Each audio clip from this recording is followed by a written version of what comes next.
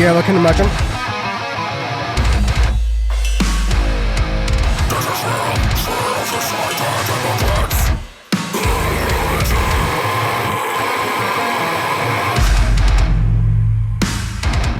Oh man, we're slowing down. We only slow down for a couple of reasons. Oh, that's such a sick style, man. I like that. The production's crazy.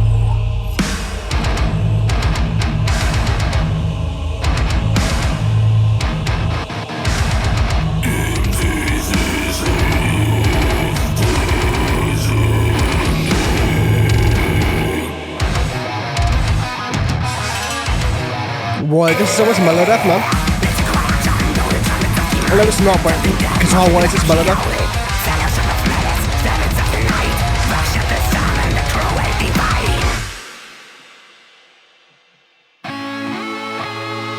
Boy, no, this is what I wasn't expecting. What is this guitar line, man? Nah, that's crazy.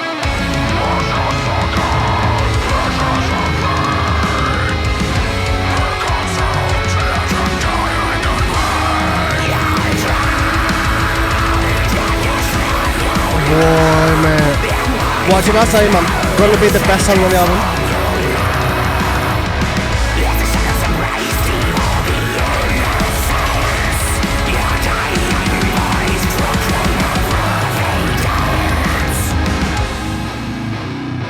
Yeah, man, that's a sing-along for sure. That is a sick one, man.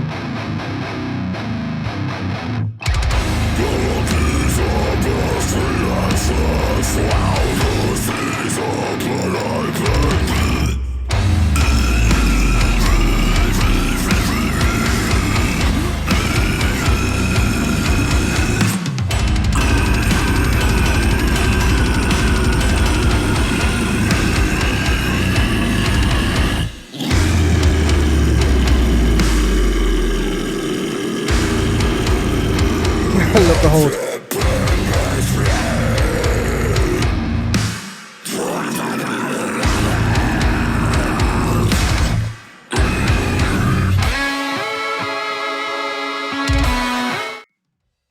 I highlighted it in case you guys had no idea where we were, because I know when people go that low, it's kind of hard to understand it, but still. But yeah, I could follow that perfectly, which is kind of sick. Like, generally when people go that low, I struggle to understand it sometimes. Like, when Devon in Worm Shepherd does it, I don't understand him that well. Because his, like, pronunciation and enunciation goes out the window. But with this one, it was very, very easy to follow along, which is kind of sick, mate, but still. I love the guitar line. The guitar line is my favourite bit. I kind of just want to start it as... I kind of want to just start it again, to be fair. So... But yeah, screw it. I'm just start it again. We're just going to experience this whole thing again for us to end it, but we're going to go to where we got to, so.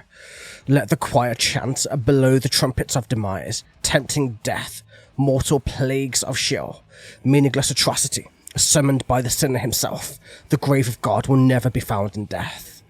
Like, no, like, I imagine the grave of God would never be found, because technically, how I've always seen it, is where belief is a powerful thing, right? So the more you believe in something, the more it exists. So the less belief you have, the less things you have to keep it alive, the more it's going to disintegrate.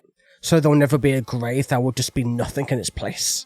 So that's kind of how I've always kind of envisioned it in my head a little bit, like that kind of way. And then pass through the gates of pandemonium, free the hordes with my call, in toxic purgatory. And yeah, free the horde of like demons and everything else and trapped humans and everything.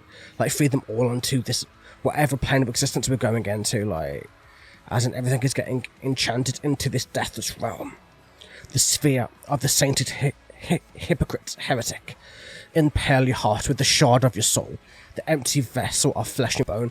Oh shit, okay, so within this like sphere, within the sphere of like hell or whatever, like you're impaling your heart with your own soul and allowing yourself to go into an empty vessel, so almost like reincarnation in some kind of like weird twisted way, shape or form. Let the choir chant, blow the trumpets of demise, tempting death, mortal plagues of Sheol, fellowship of malice, the servants of the night, worship the sermon, the cruel divine. Like, yeah. As in, worship the darkness, worship the reapers, worship the creatures and the abominable things that are below, or within the sphere, should we say. The vulture circle. That's always a sign of death. When the vultures are circling, they're about to come and eat your corpse. The presage of pain. Be consumed, let them die in vain. And then, yeah, I think this is basically where we got up to. And... probably we got a bit further to be fair, man, but still. This is craziness, man. This is all just going full circle from the beginning all the way to the end. Just making it full circle. Yeah, we had Oblivion and Hell on Earth. And that was all linking back into the sphere, into the Shinigami, into the Reapers, showing that full circle of transition throughout the entirety of the album. Which is amazing, to be fair. Storytelling is perfect, in my opinion. Like, for what it is, but I think the main thing is going to be, like, how, like, is the storytelling enough to go to the top of my list? Because storytelling is like a very personal thing from album to album to band to band. And, you know, you get the idea, right? So, interesting. We're going to start this again. We're just going to go from the beginning.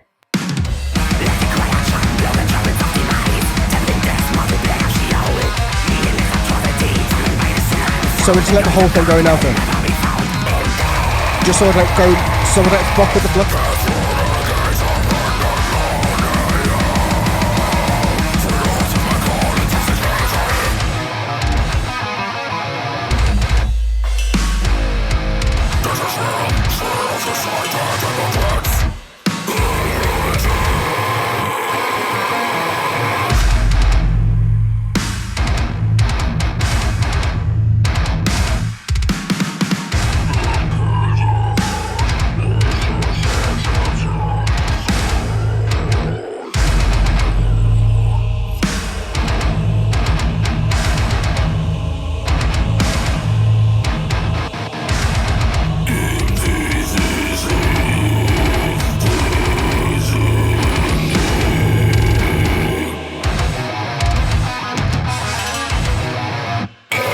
I still love the melody intro, man. Showing the song is going to be a bit different.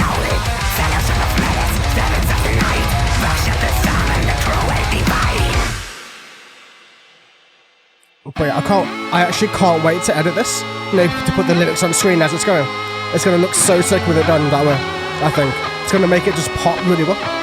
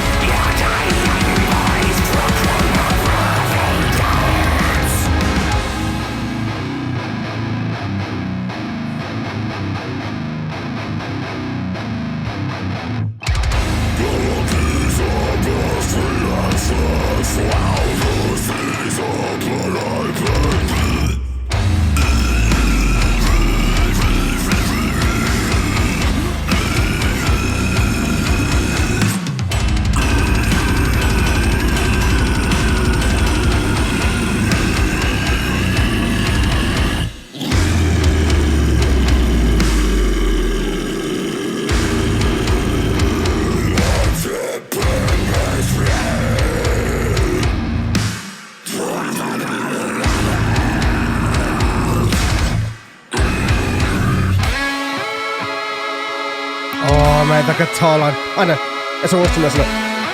But is it better than everything else we've heard this year? That's the question, though.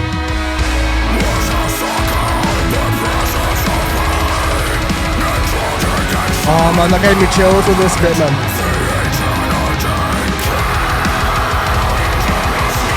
I knew, man, that guitar line was everything to this, man.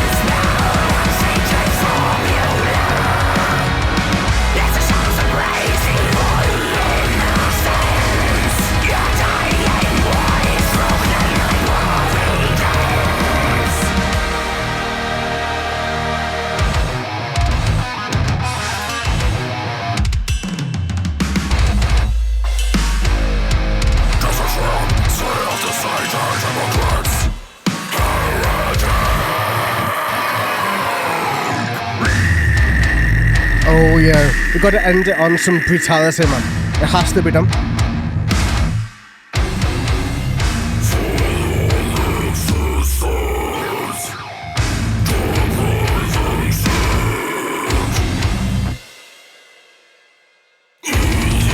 Let me jump.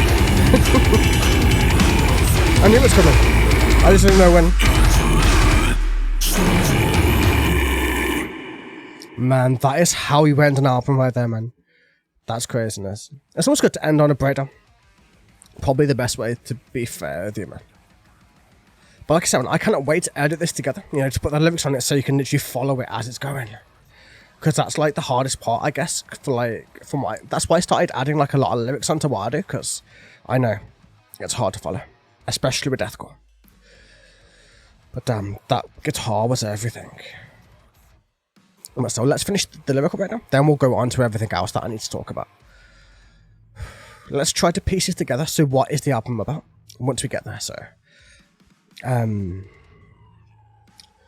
all drown in the debris nebula, a poison spell, an unsainted formula.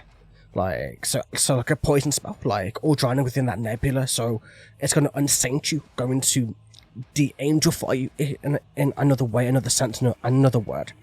As the shadows embrace. I love that. I love that metaphor. Like metaphors for shadows embracing is kind of cool for me.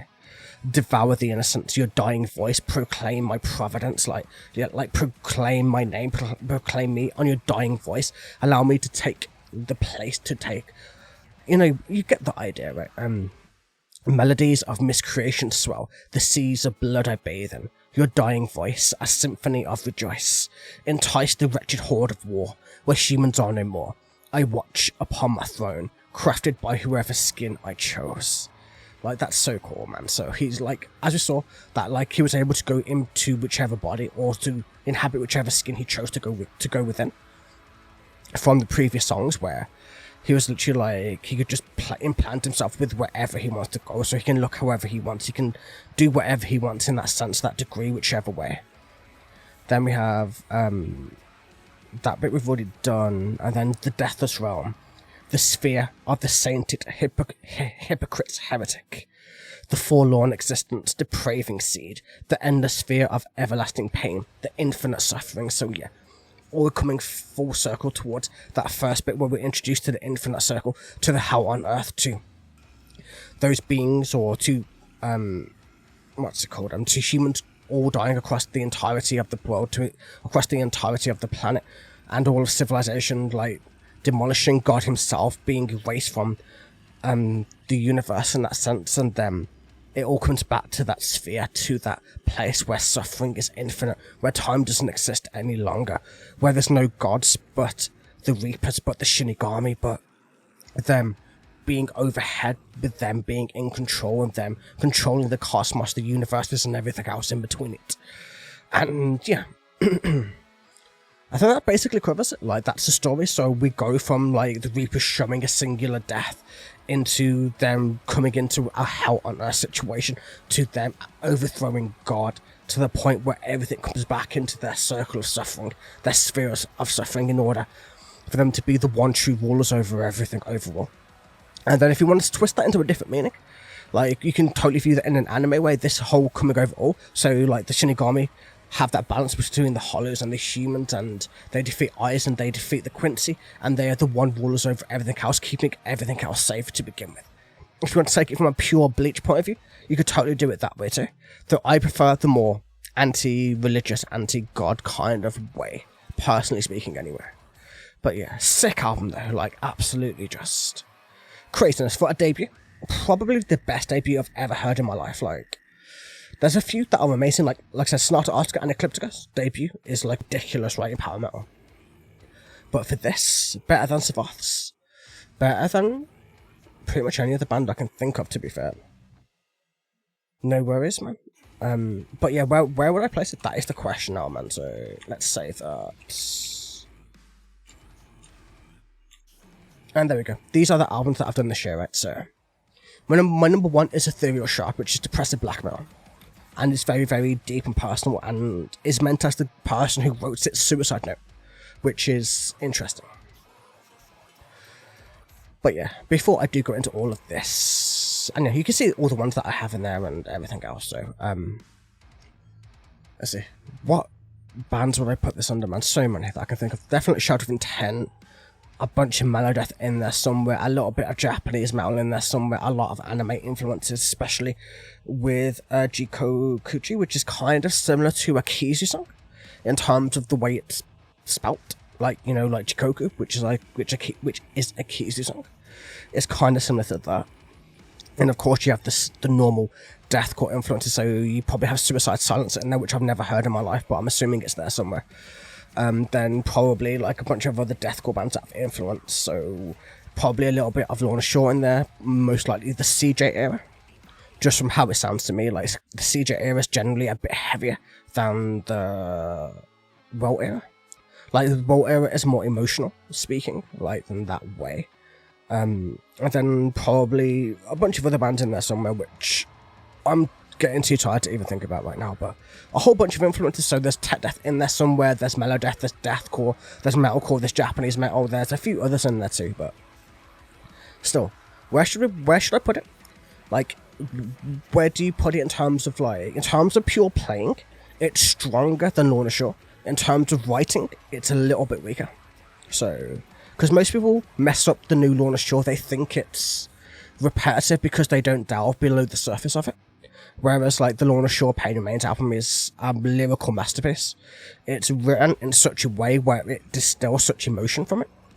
But not because it's about somebody losing their wife to cancer or whatever, no, because it's about a dude going into his own head, getting trapped within his head, and then having to find a way out to burn his own inner world, to remove his godhood inside of his own head to come back to reality, which is kind of like a really sick concept. Like, it's so unique. Like, this concept isn't as unique, but musically it is amazing. It is ridiculous. So it does that, push that up of Lorna Shore in that way. And oh man, I don't even know, like, then we have Dexcore. Like, can it go above Dexcore? So yes, it's going to go above Shadow of Intent, so it's going to have to go at least here, right? It's going to have to at least go there for now. So yeah, it does sound like a brutal symphony, like, it really does. Like, I can totally see what you're saying with that. Then Deathcore. Deathcore is my number one listened to band on Spotify, like, this year. Like, I've listened to them the most out of any band out of this year. Is this more listenable than Deathcore? That's a hard question for me to answer. Like, I have no idea, mate. The end song, definitely. Like, Necrotic Enchantment, definitely. I could listen to that song forever. That song instantly going onto my playlist. Like, that's just going to be there forever now. But the other ones, definitely. Like, the album's really listenable for sure. I've listened to Lorna Shore The Pain Remains a lot. Like, it's a very, very, very deep album. So I prefer the brutality of this to what Deathcore did. They're more metalcore-esque rather than that. So let's put Deathcore third, and then have that second, then Ethereal Shroud. That is the only thing left. Like, can it go above Ethereal Shroud? The answer is easy, no. Nothing's going above Ethereal Shroud. Not in a zillion years. Like, as amazing as this was, like I said, Ethereal Shroud is a emotional, depressive black metal band, whichever way you want to call them. Written by a single person. Intended as a suicide note. So it's pure emotion. And the guy didn't commit suicide, just so you know. But written in that way, so every stroke, every piece has been written over about 15 or so years in order to be perfectly placed and put into a specific thing, and is so emotional that it's hard to describe it. It has to be listened to be understood, in my opinion. And there's nothing going above that. Ethereal Shroud is my album of the decade. Never mind this year, but no, like, Ruins of Perception has to go here. Like, it's that good of an album, to be fair. Like, it's definitely number 2 of the whole year. From the ones that this is the 15th album that we've done this year, so let me just put all these back into this, and you definitely should. It's super amazing. Like, if you love depressive black metal, or, like, you know, the, like, really, really, like, deep, dark, doomy black metal type stuff, then you'll absolutely Love it, man. But yeah, definitely that's my list. So 15 albums this year that we've done. And yeah, Rumors of Perception's getting number 2. And if it wasn't for Ethereal Shard, then there would be number 1 of the year. So that says a lot about this album. Just from my initial listen, my initial go through and all of that shit, man. But yeah, I hope you guys all enjoyed, man. If you like what I do, feel free to like the video, subscribe to the channel. I have a Patreon if you'd like to support me financially and everything else to help me keep the channel going and all that good shit. But yeah, I hope you all have a wonderful evening, and I'll catch you guys on the next one. Take it easy.